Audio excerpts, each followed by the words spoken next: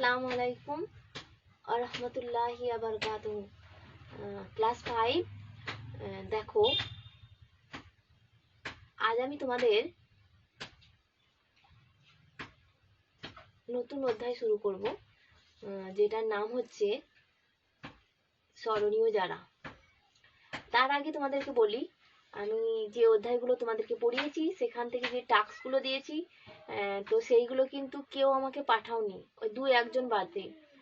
তো আমি সবাইকে বলছি তোমরা লিখে আমাকে সেন্ড করবে, আমি চেক করব, ঠিক আছে? আর ওই চ্যাপ্টারগুলো আমি পড়ানোর সময় দেবে তোমাদেরকে কোশ্চেন ভিডিওতে বলে দিয়েছি। আর শর্ট কোশ্চেনগুলো তোমাদের কাছে তো বই আছে, তো সেই বই থেকে তোমরা রেডি করবে সব, বুঝতে পেরেছো? আর আমি যে কোশ্চেনগুলো বলে দিয়েছি সেইগুলো পড়বে, বুঝতে পারলে? আর যে টাস্কগুলো আমি তোমাদের দিয়েছি সেইগুলো আমাকে লিখে পাঠাও, আমি ওগুলো চেক করব, ঠিক আছে? বুঝতে পারলে কি বললাম?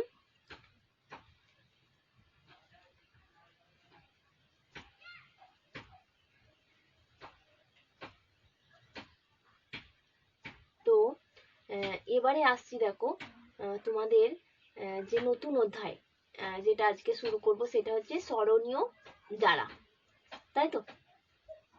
দেখো, স্মরণীয় যারা মানে কি বলতো? স্মরণীয়, স্মরণীয় মানে কি না, যাদেরকে আমরা চিরদিন মনে রাখি তারাই হচ্ছে আমাদের কাছে স্মরণীয়, তাই তো? তাদেরকে আমরা সম্মান করি। কেন তাদেরকে মনে রাখি? কারণ হচ্ছে যে তারা অনেক ভালো ভালো কাজ করে গেছেন, দেশের মানুষের ভালোর কথা ভেবেছেন, দেশের মানুষের জন্য কাজ করেছেন, তাই না? সেই জন্য ওনাদেরকে আমরা সম্মান করি, ওনাদের জন্মদিনে মৃত্যুদিনে আমরা ওনাদেরকে শ্রদ্ধা জানাই, তাই তো? আর সেই জন্য আমরা চিরদিন ওনাদেরকে মনে রাখি, সেই জন্য এখানে বলা হচ্ছে স্মরণীয়। বোঝা গেছে? আর এই স্মরণীয় যারা মানে এরকম কিছু ব্যক্তি আছেন, তো তাদের সম্পর্কে আমরা জানবো। কিছু মনীষী আছেন, ঠিক আছে? তো এখানেই চলে আসছে, দেখো এই যে মনীষীদের কথা চলে আসছে। তাহলে সবার আগে আমাদেরকে জেনে নিতে হবে যে তাহলে মনীষী কাদের বলা হয়, ঠিক আছে? দেখো, প্রথমেই আমি একটা কোশ্চেন রেখেছি যে মনীষী কাদের বলা হয়। বোর্ডের দিকে তাকাও, তাকালে দেখতে পাবে, দেখো মনীষী কাদের বলা হয়, এটা আমাদের সবার আগে জেনে নিতে হবে, ঠিক আছে? দেখো, তাহলে আমরা কি বলবো যে মনীষী কাদের বলা হয়?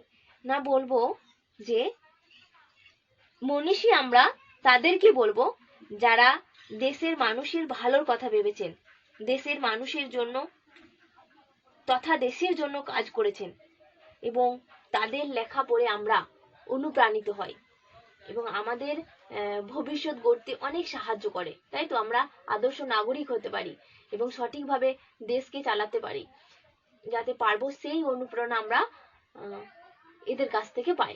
বুঝতে পেরেছো? তাহলে কি বললাম যে মনীষী আমরা তাদেরকেই বলবো যারা দেশের মানুষের ভালোর কথা ভেবেছেন, দেশের মানুষের তথা দেশের জন্য কাজ করেছেন, এবং তার জন্য এনারা অনেক কিছু লিখে গেছেন, তো সেই লেখা পড়ে আমরা অনুপ্রাণিত হই, তাই তো? এবং যা আমাদের জীবনকে সঠিকভাবে গড়ে তুলতে সাহায্য করে, তো এদেরকে আমরা কি বলবো? মনীষী। বুঝতে পারলে? তাহলে ক্লিয়ার হলো যে মনীষী কাদের বলা হয়। এবার দেখো, যেমন আমি এখানে লিখেছি, বোর্ডের দিকে তাকাও, তাকালেই দেখতে পাবে, দেখো কয়েকজন মনীষীর নাম আমি এখানে লিখেছি। যেমন রবীন্দ্রনাথ ঠাকুর, কাজী নজরুল ইসলাম, বঙ্কিমচন্দ্র চট্টোপাধ্যায়, রাজা রামমোহন রায়, ঈশ্বরচন্দ্র বিদ্যাসাগর, স্বামী বিবেকানন্দ প্রমুখ ব্যক্তি, এরকম আরো অনেকে আছেন। তো এনারা সবাই হলেন মনীষী। বোঝাতে পারলাম? এবারে দেখো, এই মনীষীরা আবার তোমার এনারা বিভক্ত ছিলেন। যেমন দেখো, কিছু মনীষী ছিলেন যারা সমাজ সংস্কারকের সঙ্গে যুক্ত ছিলেন, আবার কিছু মনীষী ছিলেন যারা স্বাধীনতা সংগ্রামী। বুঝতে পারলে? দেখো, তাহলে প্রথমে আসি সমাজ সংস্কারক মনীষী।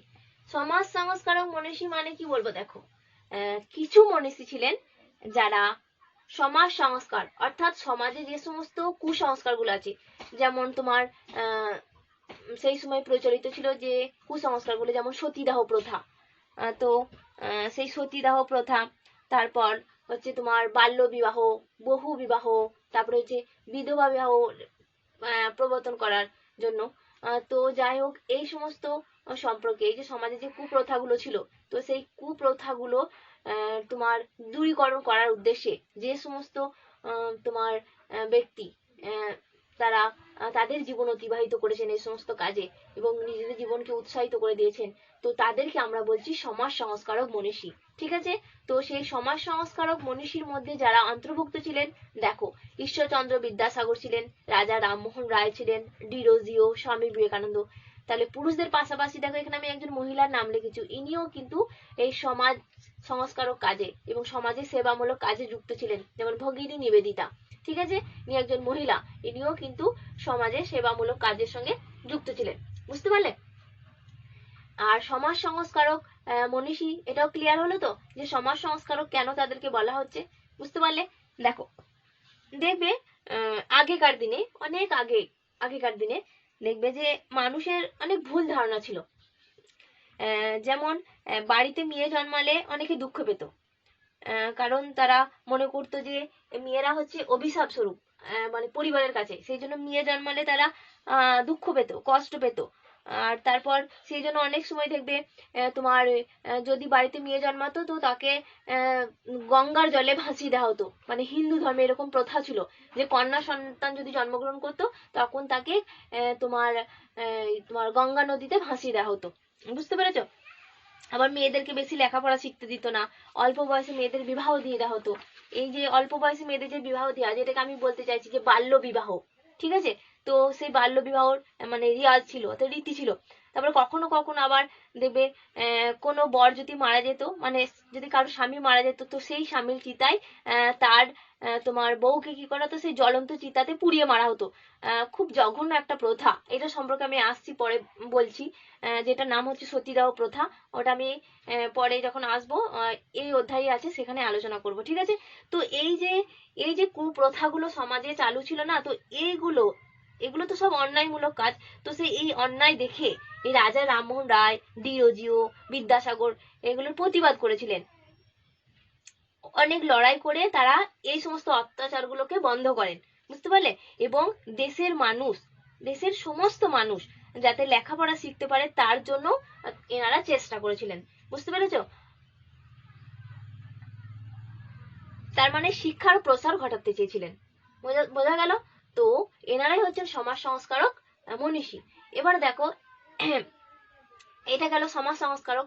এরপরে আমরা আসছি যে আর কিছু মনীষী ছিলেন যারা তোমার স্বাধীনতা সংগ্রামী, অর্থাৎ আমাদের দেশকে স্বাধীন করার ক্ষেত্রে যারা সংগ্রাম করেছিলেন, লড়াই করেছিলেন, নিজেদের জীবন অতিবাহিত করেছিলেন। ঠিক আছে, উৎসর্গ করেছিলেন নিজেদের জীবনকে।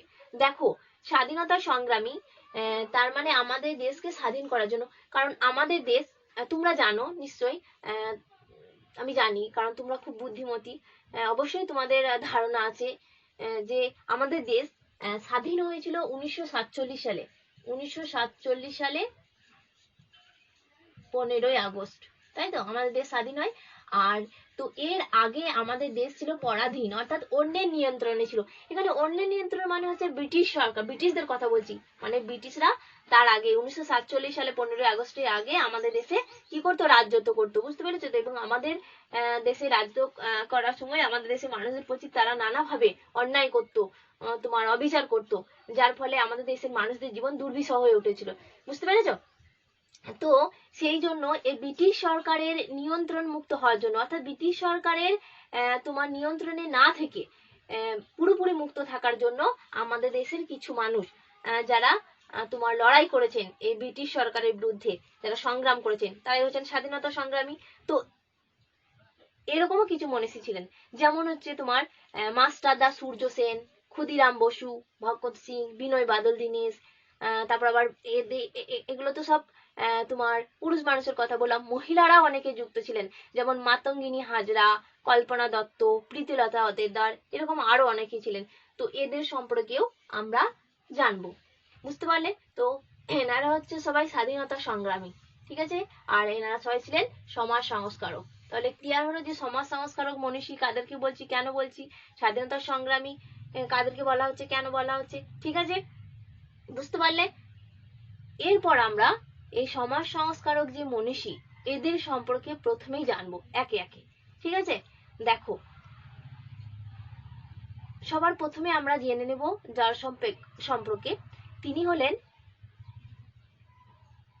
প্রথমে আসি তাহলে ঈশ্বরচন্দ্র বিদ্যাসাগর। ঈশ্বরচন্দ্র বিদ্যাসাগর সম্পর্কে জেনে নিই, ঠিক আছে? তাহলে দেখো, আমরা প্রথমেই যার সম্পর্কে জানবো সমাজ সংস্কারক মনীষী হিসেবে, তো তিনি হলেন তোমার ঈশ্বরচন্দ্র বিদ্যাসাগর, ঠিক আছে? দেখো, তার মানে বাঙালি যে সমস্ত সমাজ সংস্কারক ছিলেন তাদের মধ্যে একজন হচ্ছেন ঈশ্বরচন্দ্র বিদ্যাসাগর, ঠিক আছে? তো তিনি সমাজ সংস্কারকের পাশাপাশি একজন শিক্ষাবিদ ছিলেন এবং গদ্যকারও ছিলেন, ভালো গদ্য রচনা করেছেন, বুঝতে পেরেছো? তো দেখো, এই যে বললাম ঈশ্বরচন্দ্র বিদ্যাসাগর, ঈশ্বরচন্দ্র বিদ্যাসাগর এটা কিন্তু এর প্রকৃত নাম নয়, কারণ এই যে বিদ্যাসাগর না, এটা হচ্ছে তোমার এই ঈশ্বরচন্দ্রের উপাধি, বুঝতে পেরেছো? উপাধি এটা। এই ঈশ্বরচন্দ্র বিদ্যাসাগর এর প্রকৃত নাম হচ্ছে ঈশ্বরচন্দ্র বন্দ্যোপাধ্যায়, ঠিক আছে? আর এই বিদ্যাসাগরটা হচ্ছে তার উপাধি। দেখো, এই ঈশ্বরচন্দ্র বন্দ্যোপাধ্যায়ের বাবা ছিলেন ঠাকুরদাস বন্দ্যোপাধ্যায়। বোর্ডের দিকে তাকাও, দেখো ওখানে লিখেছি বাবা ছিলেন ঠাকুরদাস বন্দ্যোপাধ্যায়, ঠিক আছে? আর মা ছিলেন ভগবতী দেবী। এই ঈশ্বরচন্দ্র বন্দ্যোপাধ্যায় তিনি ছিলেন গ্রামের ছেলে, ঠিক আছে? এবং অত্যন্ত দরিদ্র পরিবারে তিনি জন্মগ্রহণ করেছিলেন। তিনি জন্মগ্রহণ করেছিলেন হুগলি জেলার বীরসিংহ গ্রামে, ঠিক আছে? 1820 খ্রিস্টাব্দে, মনে রাখবে 1820 খ্রিস্টাব্দে হুগলি জেলার বীরসিংহ গ্রামে এই ঈশ্বরচন্দ্র বন্দ্যোপাধ্যায় জন্মগ্রহণ করেন, অত্যন্ত এক দরিদ্র পরিবারে, মানে কষ্টের সহিত তিনি তার বাল্যকাল কাটিয়েছেন, ঠিক আছে? তো এই বিদ্যাসাগর অর্থাৎ ঈশ্বরচন্দ্র, তিনি এই বিদ্যাসাগর উপাধিটা লাভ করেছিলেন একটা কলেজ থেকে, যেই কলেজটার নাম হচ্ছে সংস্কৃত কলেজ। তোমরা যখন বড় হবে তখন জানবে এই কলেজটার সম্পর্কে, তখন আরো ভালো করে বুঝতে পারবে। এই কলেজটা হচ্ছে কলকাতায়, ঠিক আছে? তো কলকাতার এই সংস্কৃত কলেজে তিনি সংস্কৃত ভাষা ও সাহিত্যে অগাধ পাণ্ডিত্যের জন্য, মানে তোমার হচ্ছে জ্ঞান, পাণ্ডিত্য মানে জ্ঞান, তো অগাধ জ্ঞানের জন্য তিনি এই বিদ্যাসাগর উপাধিটা পান এই সংস্কৃত কলেজ থেকে, বুঝতে পারলে? সেই জন্য এনার নাম হয় ঈশ্বরচন্দ্র বিদ্যাসাগর, ঠিক আছে? এরপরে দেখো, এই ঈশ্বরচন্দ্র বিদ্যাসাগর তিনি যেহেতু ছোটবেলা থেকেই গ্রামে অত্যন্ত কষ্টের সহিত বড় হয়েছেন, তো তিনি দেখেছেন যে সেখানে তোমার মেয়েদেরকে কিভাবে তোমার তাদের মেয়েদের জীবন কতটা কষ্টের সঙ্গে অতিবাহিত হয়েছে। তোমার অনেক কম বয়সে বিবাহ দিয়ে দেওয়া হতো, যেটাকে আমরা বলি বাল্য বিবাহ। বাল্য বিবাহ মানে অ্যাকচুয়ালি হচ্ছে যে 18 বছরের নিচে মেয়ে এবং 21 বছরের নিচে ছেলেদের বিয়ে দেওয়ার যে রীতি, সেটা হচ্ছে বাল্য বিবাহ, ঠিক আছে? তো এই বাল্য বিবাহটা তিনি দেখে আসছিলেন ছোটবেলা থেকে, যেহেতু গ্রামের ছেলে। তার পাশাপাশি তিনি দেখছিলেন যে বহু বিবাহ, বহু বিবাহ মানে হচ্ছে মানে একজন পুরুষের অনেকবার বিবাহ, এটা বহু বিবাহ। তো এইরকম জঘন্য প্রথা সেই সময় সমাজে, অর্থাৎ ইনি ছিলেন 19 শতকের সমাজ সংস্কারক, ঠিক আছে? তার মানে 19 শতকের কথা বলা হচ্ছে, যে সেই সময়ে সমাজ যে এত জঘন্য কুপ্রথাগুলো চালু ছিল, তো তিনি তার যে কমল হৃদয়, সেটাকে এই জঘন্য সমাজে প্রচলিত এই যে জঘন্য রীতিনীতি কুসংস্কার, এগুলো তার তোমার কমল হৃদয়কে তোমার নাড়া দিয়েছিল, যার ফলে তিনি বড় হয়ে তিনি এইগুলোর বিরুদ্ধে কি করেছিলেন, প্রতিবাদ করেছিলেন। আর তার আর একটা সমাজ সংস্কারমূলক কাজ যেটা ছিল, সেটা হচ্ছে বাল্য বিবাহ প্রচলন, বাল্য বিবাহ না, বিধবা বিবাহ প্রচলন। তার মানে হচ্ছে বিধবা বিবাহ মানে কি, যে সমস্ত মহিলাদের তোমার স্বামী মারা যেত, তো তাদেরকে তার পরবর্তী জীবন তোমার কষ্টের সহিত জীবনযাপন করতে হতো, তাদেরকে আর বিবাহ দেওয়া হতো না এবং তাদেরকে নানা কষ্টের মধ্যে জীবনযাপন করতে হতো। হ্যাঁ, এমনকি তারা তাদের খাওয়া দাওয়ার মধ্যেও অনেক কিছু প্রথা বা নিয়ম চালু করে দিয়েছিল, তো যার ফলে এই বিধবা মেয়েদের জীবন দুর্বিষহ হয়ে উঠেছিল। সেই জন্য বিদ্যাসাগর তিনি বিধবা বিবাহ নামে এক আইন প্রচলন করেছিলেন। ঠিক আছে, যেটা হচ্ছে 1856 খ্রিস্টাব্দে। মনে রাখবে এই বিধবা বিবাহ আইন প্রচলন তিনি উদ্যোগ নিয়েছিলেন, কিন্তু যে কাজটা যিনি করেছিলেন তিনি হচ্ছেন তোমার সেই সময়ের যিনি গভর্নর জেনারেল ছিলেন, অর্থাৎ রাজ্যপাল, যিনি এখন বর্তমানে মানে যাকে রাজ্যপাল বলা হয়, তিনি হচ্ছেন গভর্নর জেনারেল, সেই সময় ছিল। ঠিক আছে, তো সেই রাজ্যপাল অর্থাৎ গভর্নর জেনারেল তোমার লর্ড ক্যানিং, তিনি এই বিধবা বিবাহ আইন প্রচলন করেছিলেন। ঠিক আছে, এই ঈশ্বরচন্দ্র বিদ্যাসাগরের সহায়তায়। বোঝাতে পারলাম? তাহলে এই ঈশ্বরচন্দ্র বিদ্যাসাগরের সমাজ সংস্কারমূলক যে কাজগুলো সেগুলো জানতে পারলে, যে বাল্য বিবাহ, বহু বিবাহ রদ আর বিধবা বিবাহ প্রচলন। ঠিক আছে, এরপরে দেখো এখানেই তোমরা জেনে নেবে এর পাশাপাশি তিনি নারী শিক্ষা প্রসারের ক্ষেত্রেও তোমার অবদান রেখেছিলেন। কারণ এই যে নারীদের অর্থাৎ মেয়েদের এই যে তোমার বাল্য বিবাহ দিয়ে দেওয়া, অর্থাৎ অল্প বয়সে বিয়ে দিয়ে দেওয়া, তারপরে এই যে বিধবা বিবাহ, এই যে তোমার নিয়ম বিধবা বিবাহ, তো এইগুলোর জন্য তিনি মনে করেছিলেন যে সবার আগে মেয়েদের মধ্যে তোমার কি বলতো, যে নিরক্ষরতা আছে সেটাকে দূরীভূত করতে হবে, অর্থাৎ তাদের মধ্যে শিক্ষার আলো প্রসার ঘটাতে হবে। অর্থাৎ যখন মেয়েদের মধ্যে শিক্ষার প্রসার ঘটবে তখন তারা নিজেদের জীবন সম্পর্কে সচেতন বোধ তাদের মধ্যে জাগ্রত হবে। বুঝতে পেরেছো? তো সেই জন্য তিনি নারী শিক্ষা প্রসারে উদ্যোগী হয়েছিলেন, যার ফলে আমরা দেখতে পাই যে তিনি হিন্দু বালিকা বিদ্যালয় প্রতিষ্ঠা করেছিলেন। তাছাড়া আরো অনেক বালিকা বিদ্যালয় প্রতিষ্ঠা করেছিলেন এবং নারীদের শিক্ষার ক্ষেত্রে তিনি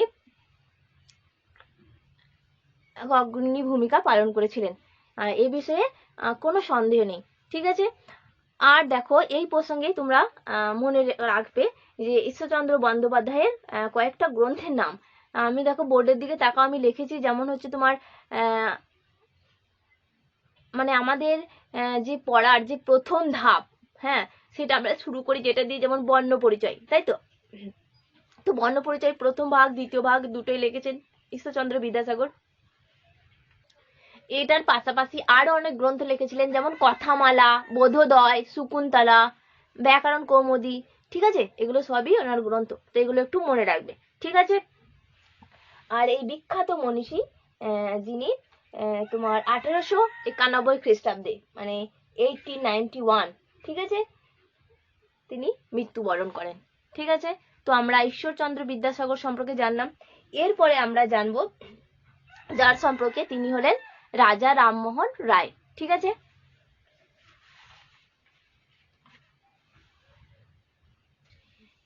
এরপরে আমরা জানবো রাজা রামমোহন রায় সম্পর্কে, তাই তো? দেখো এই রাজা রামমোহন রায় 1772 খ্রিস্টাব্দে তিনি জন্মগ্রহণ করেছিলেন। ঠিক আছে, এবং তার জন্ম হয়েছিল তার মামার বাড়িতে, যে জায়গাটার নাম হচ্ছে শ্রীরামপুর। বুঝতে পারলে? যেটা অধুনা পশ্চিমবঙ্গে। আর তার বাড়ি হচ্ছে রাধানগর, যেটা হুগলি জেলায় অবস্থিত, মনে রাখবে। বুঝতে পারলে? তো এই রাজা রামমোহন রায়ের সমাজ সংস্কারমূলক তার প্রধান যে কৃতিত্ব, সেটা হচ্ছে তোমার সতীদাহ প্রথা নিবারণ। ঠিক আছে, সতীদাহ প্রথা, দেখো সতীদাহ প্রথা নিবারণ হচ্ছে তার প্রধান কৃতিত্ব সমাজ সংস্কারমূলক কাজের মধ্যে। ঠিক আছে, তাহলে এই সতীদাহ প্রথাটা কি, এটা কি তোমরা জানো? দেখো সতীদাহ প্রথাটা কি, দেখো ভারতীয় সমাজে, আমি কিন্তু 19 শতকের মনীষীদের কথা বলছি, দেখো আমি 19 শতকের মনীষীদের কথা এখানে বলছি, তাই তো? এই যে ঈশ্বরচন্দ্র বিদ্যাসাগরের কথা বললাম, রাজা রামমোহন রায়ের কথা বলছি। তো এই যে রাজা রামমোহন রায়, এই সময়ে তিনি যে তোমার যে সমাজে প্রচলিত যে কুসংস্কার, তো তার মধ্যে একটা হচ্ছে সতীদাহ প্রথা, তাই তো? তো এই সতীদাহ প্রথাটা কি, দেখো যে ভারতীয় সমাজে, বিশেষত হিন্দু সমাজে, মনে রাখবে হিন্দু সমাজে, ঠিক আছে, স্বামী মারা গেলে তার সদ্য বিধবা হওয়া স্ত্রীকে কি করা হতো না, তার স্বামীর সে মৃতদেহের সঙ্গে জ্বলন্ত চিতায় তাকে পুড়িয়ে মারা হতো, তার স্ত্রীকে। বুঝতে পেরেছো? তো এই যে প্রথা, এই প্রথাটাই হচ্ছে সতীদাহ প্রথা। বুঝতে পেরেছো?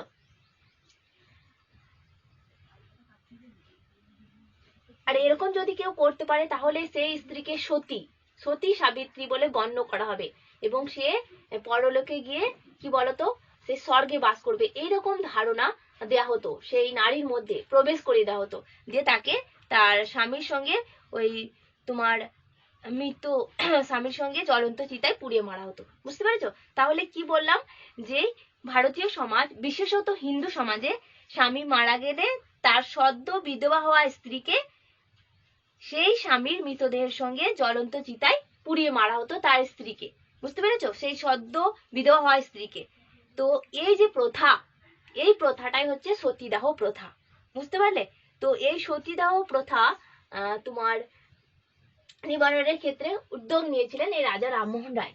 রামমোহন রায়ের সহায়তায় যিনি এই সতীদাহ প্রথাটাকে নিবারণ করেছিলেন, তিনি হচ্ছেন তৎকালীন গভর্নর জেনারেল, অর্থাৎ যিনি হচ্ছেন সেই সময়ের রাজ্যপাল, বললে বেশি ভালো বুঝতে পারবে। ঠিক আছে? তো তিনি হচ্ছেন লর্ড উইলিয়াম বেন্টিং, নামটা মনে রাখবে, লর্ড উইলিয়াম বেন্টিং। ঠিক আছে? তো তিনি 1829 খ্রিস্টাব্দে, ঠিক আছে, সপ্তদশ বিধি মানে হচ্ছে 17 নং রেগুলেশন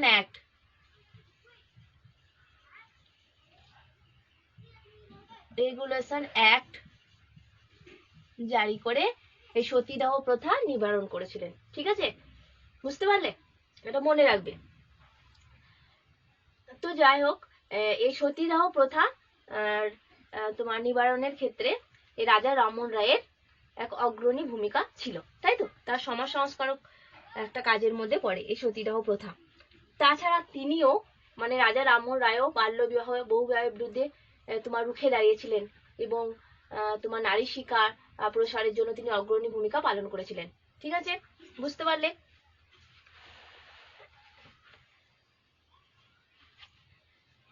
দেখো, এরপর দেখো এখানে তোমাদের তাহলে কোশ্চেন হতে পারে যে যদি বলা হয় যে রাজা রামমোহন রায় ও বিদ্যাসাগরকে আমরা আজও স্মরণ করি কেন, তাহলে এটা এখানে ব্যাখ্যা করে দিবে। যেমন রাজা রামমোহন রায়ের সবচেয়ে বিখ্যাত সমাজ সংস্কারমূলক যে কাজ সতীদাহ প্রথা, তো এই প্রথাটা কি এবং এই প্রথাটাকে তিনি নিবারণ করার ক্ষেত্রে অগ্রণী ভূমিকা পালন করেছিলেন। অপরদিকে তোমার ঈশ্বরচন্দ্র বিদ্যাসাগরের ক্ষেত্রেও বিধবা বিবাহের ক্ষেত্রে, তারপর বাল্যবিবাহ বহু বিবাহের ক্ষেত্রে তার কি অবদান ছিল সেটা তুলে ধরবে, এবং তার পাশাপাশি তিনি নারী শিক্ষা প্রসারের ক্ষেত্রে যে অগ্রণী ভূমিকা পালন করেছিল সেটার কথা বলবে। বুঝতে পেরেছো? তাহলে এখান থেকে কোশ্চেনের অ্যান্সারটা এসে যাবে যে রাজা রামমোহন রায় এবং বিদ্যাসাগরকে আমরা কেন আজও স্মরণ করি। ঠিক আছে? বুঝতে পারলে? রাখবে, এই রাজা রামমোহন রায়কে ভারতের প্রথম আধুনিক পুরুষ বলা হয়। ভারতের প্রথম আধুনিক পুরুষ।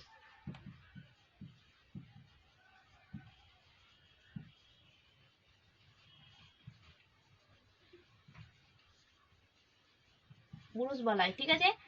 আর রাজা রামমোহন রায়কে যিনি বলেছিলেন ভারতের প্রথম আধুনিক পুরুষ, তিনি হচ্ছেন রবীন্দ্রনাথ ঠাকুর। মনে রাখবে তো, রবীন্দ্রনাথ ঠাকুর। ঠিক আছে? এই রাজা রামমোহন রায় ইনি বিদেশে মৃত্যুবরণ করেছিলেন এবং তার মৃত্যু ঘটেছিল 1833 খ্রিস্টাব্দে। ঠিক আছে? মনে রাখবে, 1833 খ্রিস্টাব্দে। বিদেশে বলতে তিনি ইংল্যান্ডে মারা যান। ঠিক আছে? তো এটা গেল রাজা রামমোহন রায়। এরপর আমরা জানবো স্বামী বিবেকানন্দ সম্পর্কে। ঠিক আছে? এই স্বামী বিবেকানন্দ ইনি ছিলেন কলকাতার তোমার মানুষ। ঠিক আছে? তার আগে তোমাদেরকে একটা কথা বলি, এই স্বামী বিবেকানন্দ তিনি ছিলেন একজন বীর সন্ন্যাসী এবং তার পাশাপাশি তিনি সমাজ সংস্কারকও ছিলেন। ঠিক আছে? তো এই স্বামী বিবেকানন্দ তিনি কলকাতার এক উচ্চবিত্ত হিন্দু বাঙালি পরিবারে জন্মগ্রহণ করেছিলেন। আর তার জন্ম হয়েছিল 1863 খ্রিস্টাব্দে। ঠিক আছে? তিনি ছোটবেলা থেকেই আধ্যাত্মিকতার প্রতি বিশ্বাসী ছিলেন আর তার গুরু ছিলেন শ্রীরামকৃষ্ণ, মনে রাখবে। আর এই স্বামী বিবেকানন্দের আসল যে নাম, আসল নাম হচ্ছে নরেন্দ্রনাথ দত্ত, মনে রাখবে। এটা হচ্ছে আসল নাম স্বামী বিবেকানন্দের, ঠিক আছে, নরেন্দ্রনাথ দত্ত, এটা হচ্ছে আসল নাম, ঠিক আছে। তিনি মনে প্রাণে বিশ্বাস করতেন যে জীব সেবাই হচ্ছে শিব সেবা, অর্থাৎ মানুষের সেবা করলে ঈশ্বরের সেবা করা হয়, ঠিক আছে। তিনিও সমাজ সংস্কারকের সঙ্গে যুক্ত ছিলেন, যেমন সমাজে প্রচলিত যে সমস্ত কুসংস্কার, যেমন জাতিভেদ প্রথা, তারপরে ধর্মীয় যে কুসংস্কারগুলো, তারপরে অশিক্ষা, এই সমস্ত কিছুর বিরুদ্ধে তিনি মানুষকে সোচ্চার হতে বলেছিলেন। এবং তিনি বলতেন যে কুসংস্কারহীন সমাজ গড়ে তুলতে, কারণ কুসংস্কারহীন সমাজই নতুন দেশ গঠনে সহায়তা করবে, এরকম ধারণা তার মধ্যে ছিল, ঠিক আছে। কারণ একটা মানে আদর্শ দেশ গড়ে তুলতে গেলে সেখানে সমাজটাকে কুসংস্কারহীন হতে হবে, বুঝতে পেরেছ? আর একটা কথা বলি এখানে, যে তিনি, এটা মনে রাখবে যে তিনি শিকাগো ধর্ম সম্মেলন হয়েছিল, যেটা আমেরিকায় 1893 খ্রিস্টাব্দে, সেখানে তিনি গিয়েছিলেন এবং সেখানে ভারত এবং হিন্দু ধর্মের শ্রেষ্ঠত্ব নিয়ে তিনি সেখানে ব্যাখ্যা করেছিলেন, বুঝতে পেরেছ? তারপর তিনি দেশে ফিরে আসেন এবং 1897 খ্রিস্টাব্দে তিনি রামকৃষ্ণ মিশন প্রতিষ্ঠা করেন, যার মূল উদ্দেশ্য হচ্ছে মানব সেবা, মনে রাখবে, মানব সেবা, ঠিক আছে। এরপর আমরা দেখো যার সম্পর্কে জানবো, তিনি হলেন ডিরোজিও। তার আগে বলে নি এখানে যে স্বামী বিবেকানন্দের কয়েকটা গ্রন্থের নাম তোমরা মনে রাখবে, মনে রাখতে পারলে খুব ভালো হয়। যেমন হচ্ছে তোমার বর্তমান ভারত, আমি এখানে লিখে দিচ্ছি, দেখো, বর্তমান ভারত, ঠিক আছে। তারপর হলো তোমার পরিব্রাজক, পরিব্রাজক, ঠিক আছে। এই দুটোই আপাতত মনে রাখবে, তাহলেই হবে, ঠিক আছে। তো এরপরে আমরা আসছি ডিরোজিওর সম্পর্কে, ঠিক আছে। দেখো তাহলে এরপর আমরা যার সম্পর্কে জানবো তিনি হলেন ডিরোজিও, ঠিক আছে। এই ডিরোজিওর আসল নাম হচ্ছে, মানে প্রকৃত নাম হেনরি লুই ভিভিয়ান ডিরোজিও, নামটা মনে রাখবে, হেনরি লুই ভিভিয়ান ডিরোজিও, ঠিক আছে। ইনি ছিলেন ইঙ্গো পর্তুগিজ, ঠিক আছে, মানে তিনি ভারতের বাইরে, ঠিক আছে। তিনি কলকাতার এক অ্যাংলো ইন্ডিয়ান পরিবারে জন্মগ্রহণ করেছিলেন, তার মানে তিনি বাইরের বাসিন্দা, কিন্তু কলকাতায় এনারা থাকতেন, ঠিক আছে। তো অ্যাংলো ইন্ডিয়ান পরিবারে তিনি জন্মগ্রহণ করেছিলেন কলকাতায়, আর এর জন্ম হয়েছিল 1809 খ্রিস্টাব্দে, ঠিক আছে। তিনি প্রথম শিক্ষা লাভ করেছিলেন যে জায়গা থেকে, মনে রাখবে যে একজন বিখ্যাত ব্যক্তি ছিলেন যার নাম হচ্ছে ডেভিড ড্রুমন্ড। তো তার প্রতিষ্ঠিত একটা প্রতিষ্ঠান যেটার নাম হচ্ছে ধর্মতলা একাডেমি, তো সেই ধর্মতলা একাডেমি থেকে তিনি শিক্ষা লাভ করেছিলেন। তারপরে এই ডিরোজিওর বয়স যখন হচ্ছে 70 বছর, তখন তিনি তোমার কলকাতার একটা বিখ্যাত কলেজ আছে যেটার নাম হচ্ছে হিন্দু কলেজ, তোমরা যখন বড় হবে তখন পড়বে, আমি একটু আগে বিদ্যাসাগর সম্পর্কে আলোচনা করতে গিয়ে বলেছিলাম সংস্কৃত কলেজ, তো সেরকম আর একটা কলেজ আছে যেটার নাম হচ্ছে হিন্দু কলেজ। তো সেই হিন্দু কলেজের ইতিহাসের শিক্ষক হিসেবে তিনি নিযুক্ত হয়েছিলেন, বুঝতে পেরেছো? তারপর তার দেশপ্রেম, অর্থাৎ দেশপ্রেম মানে কি, দেশের প্রতি ভালোবাসা, ঠিক আছে। দেশপ্রেম, দেশপ্রেম মানে হলো দেশের প্রতি ভালোবাসা। আর কি না, তার হচ্ছে যুক্তিবাদ, অর্থাৎ সঠিক তথ্য দিয়ে, মানে সঠিক তথ্যের মাধ্যমে আসল সত্যকে সবার সামনে তুলে ধরা, তাই না? আর সত্যের প্রতি নিষ্ঠা, সত্যের প্রতি অবিচল থাকা। তো এই সমস্ত কিছু গুণ যেগুলো তোমার সেই হিন্দু কলেজের ছাত্রদেরকে অনুপ্রাণিত করেছিল, এবং তারা সেই সমস্ত ছাত্ররা এই ডিরোজিওর খুব প্রিয় হয়ে উঠেছিল, বুঝতে পেরেছো? এবং ডিরোজিওর এই যে পথ, এই পথটাকে তারা কি করেছিল না অনুসরণ করেছিল। দেখো ডিরোজিওর এই যে পথ যারা অনুসরণ করেছিল তাদেরকে আমরা বলে থাকি অনুগামী, বুঝতে পেরেছো? সেই জন্য ডিরোজিওর অনুগামীদেরকে আমরা বলি কি না, আমরা বলি নববঙ্গ বা ইয়ং বেঙ্গল। মনে রাখবে, ডিরোজিওর যারা অনুগামী ছিল তাদেরকে বলা হয়, ডিরোজিওর যারা অনুগামী ছিল তাদেরকে বলা হয় নববঙ্গ। ঠিক আছে, মনে রাখবে, নববঙ্গ বা বলা হচ্ছে ইয়ং বেঙ্গল।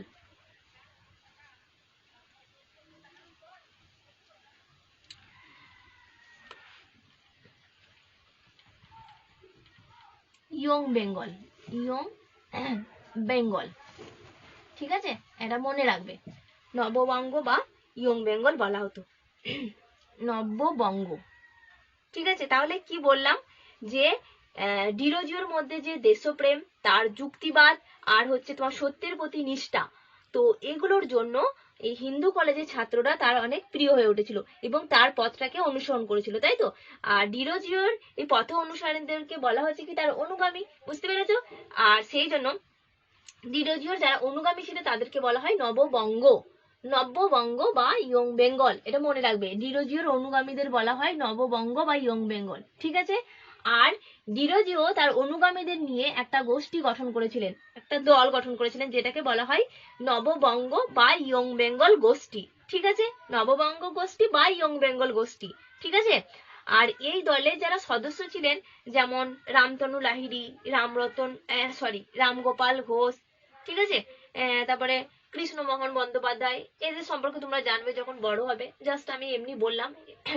তো এনারা এই তোমার ইয়ং বেঙ্গল যে গোষ্ঠী, তো সেই গোষ্ঠীর সদস্য ছিলেন। ঠিক আছে, এবার দেখো ডিরোজিও যে সমাজ সংস্কারমূলক কাজের সঙ্গে তিনি যুক্ত ছিলেন, যেমন হিন্দু সমাজে প্রচলিত যে কুসংস্কারগুলো, যেমন জাতিভেদ প্রথার কথা বললাম, তারপরে হচ্ছে তোমার মূর্তি পূজা, তো এই সমস্ত তোমার কিছুর বিরুদ্ধে। তারপরে অস্পৃশ্যতা, অস্পৃশ্যতা মানে জানো, তোমার যেমন তোমার হিন্দু ধর্মের মধ্যে প্রচলিত ছিল, দেখবে যারা ব্রাহ্মণ, ব্রাহ্মণ অনেক সময় নিচু বর্ণে যারা মানুষ, তাদের সঙ্গে ঠিকভাবে মিশতো না, তাদের হাতে পানি স্পর্শ করতো না, তারপরে মন্দিরে গেলে তাদেরকে প্রবেশ করতে দিত না, বুঝতে পেরেছো?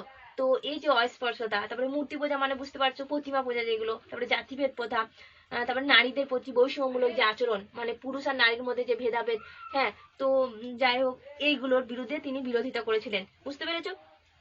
তো এগুলো সমাজ সংস্কার কাজের মধ্যে পড়ছে। সেজন্য দেখবে তোমরা যখন বড় হবে তখন ডিরোজিও সম্পর্কে যখন আরো বিস্তারিতভাবে জানবে, তখন জানতে পারবে যে সেই জন্য ডিরোজিও কি এই সমাজ সংস্কারমূলক কাজের সঙ্গে যুক্ত ছিলেন বলে ডিরোজিও এবং তার যে দল বা গোষ্ঠী, এই যে নববঙ্গ গোষ্ঠী, তারা এই কুসংস্কারের বিরুদ্ধে প্রতিবাদ জানিয়েছিলেন, সেই জন্য হিন্দু কলেজ থেকে ডিরোজিওকে বহিষ্কার করা হয়েছিল, বুঝতে পেরেছো? তো যাই হোক, যতটুকু ডিরোজিও সম্পর্কে বললাম একটু ভালো করে মনে রাখবে, ঠিক আছে? আর একটা এখানে কথা বলি যে ডিরোজিও এই যে সমাজ সংস্কারমূলক কাজগুলো তিনি করতেন না, তো সেই সম্পর্কে আলোচনা করার জন্য তিনি একটা সমিতি প্রতিষ্ঠা করেছিলেন, যেটার নাম হচ্ছে একাডেমিক অ্যাসোসিয়েশন। ঠিক আছে, তো যাই হোক, আর এই ডিরোজিওর মৃত্যু হয়েছিল মনে রাখবে 1831 খ্রিস্টাব্দে, মাত্র 23 বছর বয়সে, মনে রাখবে ডিরোজিও মারা যান। ঠিক আছে, তো দেখো আমি আজকে যতটুকু পড়ালাম এটা ভালো করে দেখবে, আর প্রত্যেকে ভিডিওটা দেখো, আর যদি কোথাও বুঝতে কোনো প্রবলেম হয় তাহলে অবশ্যই আমাকে বলো, ঠিক আছে? তো আজ এই পর্যন্তই। আসসালামু আলাইকুম।